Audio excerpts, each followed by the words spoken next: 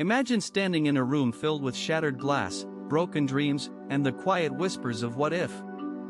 This isn't a scene of despair, it's the birthplace of brilliance. What if failure wasn't the end, but the raw material for something extraordinary? Think about Thomas Edison, who famously said he never failed, he just found 10,000 ways that didn't work. Or J.K. Rowling, whose manuscript for Harry Potter was rejected by 12 publishers before it became a global phenomenon. Failure, it seems, is not the opposite of success, it's the foundation of it. But why do we fear it so deeply? Why do we hide our missteps, as if they're scars to be ashamed of?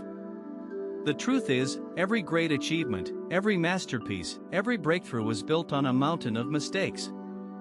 From the Wright brothers' crashed prototypes to Steve Jobs ousting from Apple, history whispers a secret: those who dare to fail are the ones who dare to soar. This isn't just about resilience, it's about alchemy. The process of transforming failure into gold.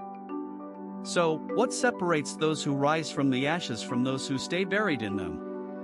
The answer lies not in avoiding failure, but in embracing it. This is the story of how missteps forge the path to mastery, and how you might already be closer to greatness than you think. Picture this: a young Thomas Edison, surrounded by the charred remains of yet another failed light bulb experiment. The air smells of burnt filament and frustration. But what if I told you that each of those 1,000 failures wasn't a dead end, but a stepping stone? The path to mastery isn't paved with golden successes, it's littered with broken prototypes, discarded hypotheses, and lessons carved from disappointment. Why do we fear failure when history's greatest innovators wore theirs like badges of honor? /n/n Consider the crucible of a blacksmith's forge: the hotter the fire, the stronger the steel. Human potential works the same way. Every misstep, every miscalculation, every embarrassing public failure isn't just inevitable, it's essential. The Wright brothers didn't simply wake up one day and invent flight, they crashed gliders for years, each wreck teaching them more about aerodynamics than any textbook could. What looks like failure in the moment is often education in disguise. /n/n Now zoom out to nature's laboratory. A baby elephant falls hundreds of times before finding its footing. A chick must struggle against its shell to develop the strength needed for survival. Even evolution itself operates through trial and error, countless genetic failures leading to occasional breakthroughs. Why would human achievement follow any different pattern? The most groundbreaking discoveries, penicillin, vulcanized rubber, even the post-it note, all emerged from what first appeared to be botched experiments. /n/And this isn't just feel-good philosophy, it's neuroscience in action. Each time we stumble, our brains forge new neural pathways, building cognitive calluses stronger than any easy victory could provide. The greatest athletes, artists, and inventors share one trait: they've failed more times than their peers even attempted. So the next time you faceplant in pursuit of greatness, remember, you're not falling behind, you're gathering the raw materials for your eventual triumph. The only true failure? Never daring to try. Picture this: ancient Athens, 399 BC. Socrates stands trial, accused of corrupting the youth. His crime? Asking too many questions. The verdict? Death by hemlock. Yet here we are, 2,500 years later, still quoting his teachings. How did failure become the foundation of Western philosophy? The Greeks didn't just tolerate failure, they worshipped it through tragic dramas where heroes like Oedipus and Achilles fell spectacularly. These weren't cautionary tales, they were masterclasses in human complexity. The audience left the amphitheater not with easy answers, but with uncomfortable questions that echoed for lifetimes. Fast forward to the Renaissance, where failure wore a different mask. Michelangelo's David emerged from a discarded block of marble, one so flawed that other sculptors had abandoned it. The Medici family bankrolled countless failed experiments before funding Da Vinci's flying machines. What did these patrons know that modern venture capitalists are just rediscovering? That true innovation requires a tolerance for spectacular, public failure. The 16th century didn't have pivot strategies, they had gallows humor and the grit to try again. The Industrial Revolution brought a dangerous new obsession: perfection. Factories demanded standardized, error-free production, and failure became synonymous with waste. Yet even here, in the smoke and steel, misfits thrived. Thomas Edison's 1,000 failed lightbulb prototypes weren't hidden away, they were displayed like battle scars. "I have not failed," he famously said, "I've just found 1,000 ways that won't work." Contrast this with Victorian England's stiff upper lip, where a single bankruptcy could destroy a family for generations. Why did some cultures turn failure into fertilizer while others treated it like poison?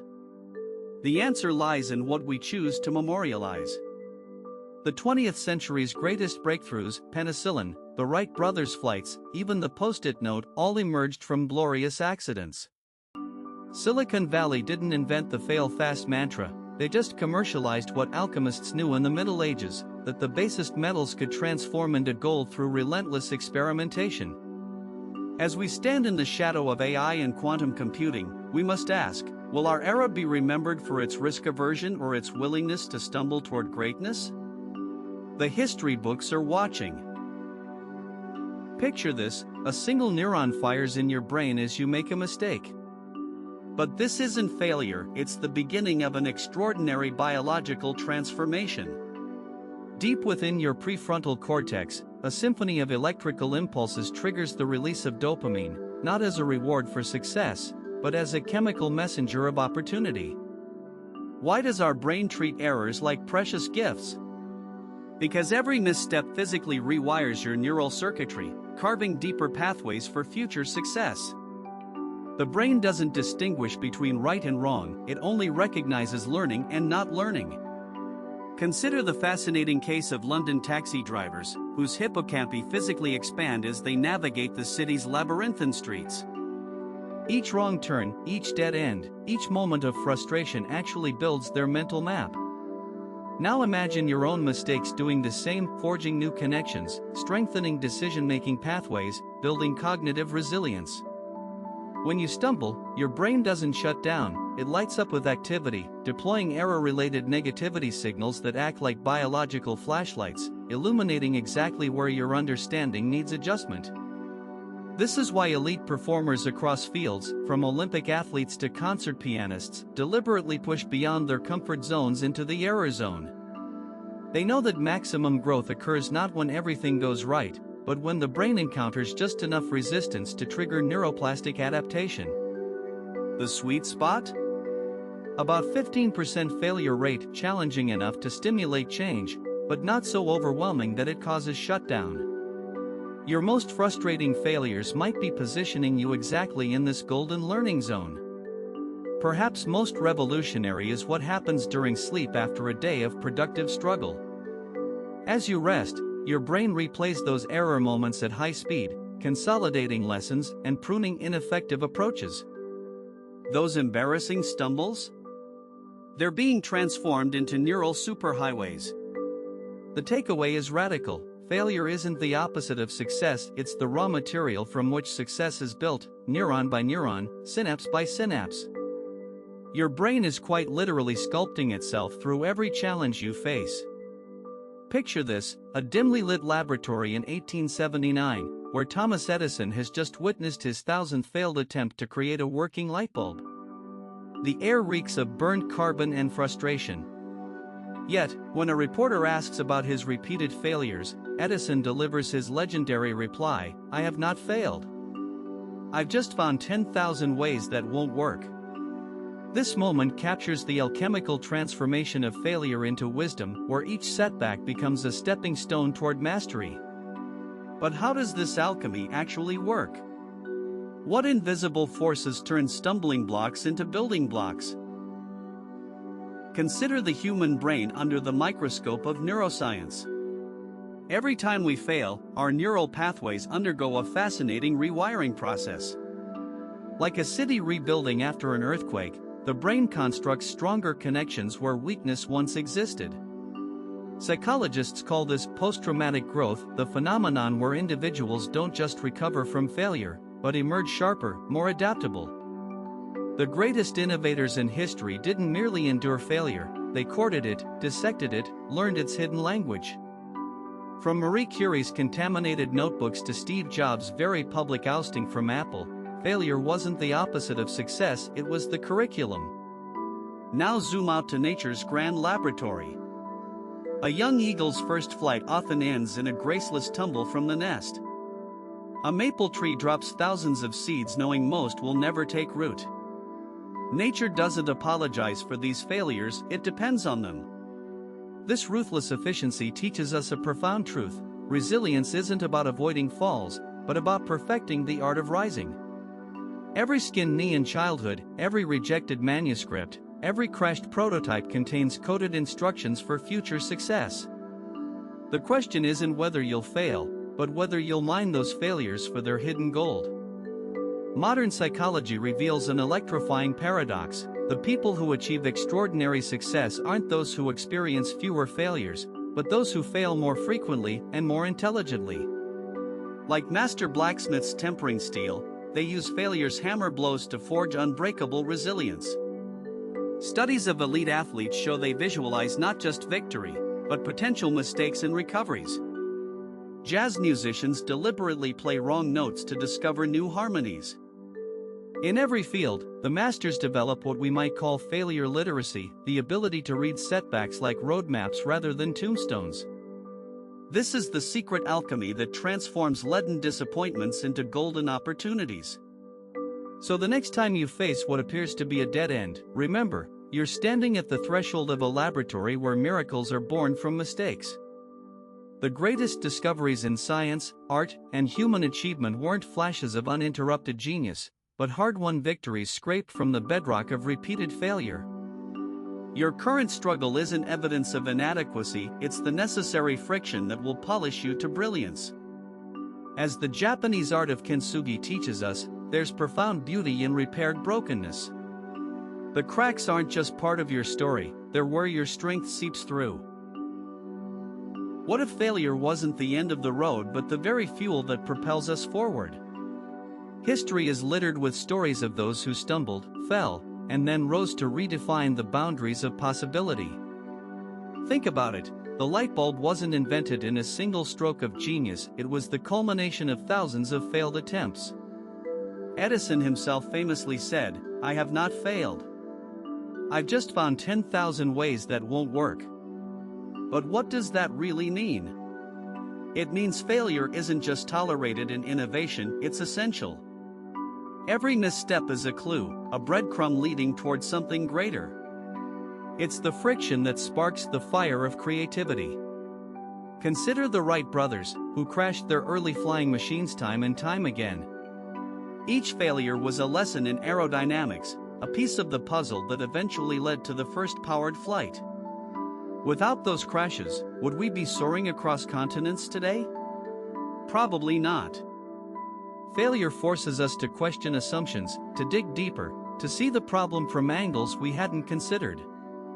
It's the crucible in which breakthroughs are born. But here's the twist: failure doesn't just teach us what doesn't work, it reveals what might. Take penicillin, for example. Alexander Fleming's discovery wasn't the result of meticulous planning but a contaminated petri dish. A failure? Absolutely. A breakthrough? Undeniably. It's in those unexpected moments, when things don't go according to plan, that the seeds of innovation are sown. Failure forces us to adapt, to improvise, to think outside the box. So, what's the real cost of avoiding failure? It's stagnation. It's mediocrity. It's the missed opportunity to push boundaries and rewrite the rules. Innovation thrives on risk, on daring to venture into the unknown. And yes, that means embracing the possibility of failure. Because in the end, it's not the failures that define us, it's how we respond to them. Do we retreat, or do we rise? Do we give up, or do we dig in? The greatest innovators didn't just endure failure, they welcomed it as a teacher, a guide, a partner in the quest for the extraordinary. Failure isn't the opposite of success, it's the path to it. It's the alchemy that transforms setbacks into stepping stones, missteps into mastery. So, the next time you stumble, ask yourself, what's the lesson here? What's the opportunity? Because every failure is a chance to innovate, to break through, to create something truly remarkable. The question is, are you ready to embrace it? Picture this, a dimly lit garage in Silicon Valley, 1976. Two young engineers stare at a crude wooden box with wires spilling out like spaghetti. This isn't just any prototype, it's the Apple one, and its creators Steve Wozniak and Steve Jobs have just been rejected by their own employer, Atari. The verdict? Not worth pursuing. But what if this failure was the crucible that forged one of history's greatest comebacks?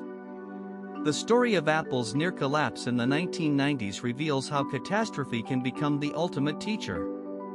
When Jobs returned to a company bleeding $1 billion annually, he didn't shy away from the ugly truth, he weaponized it.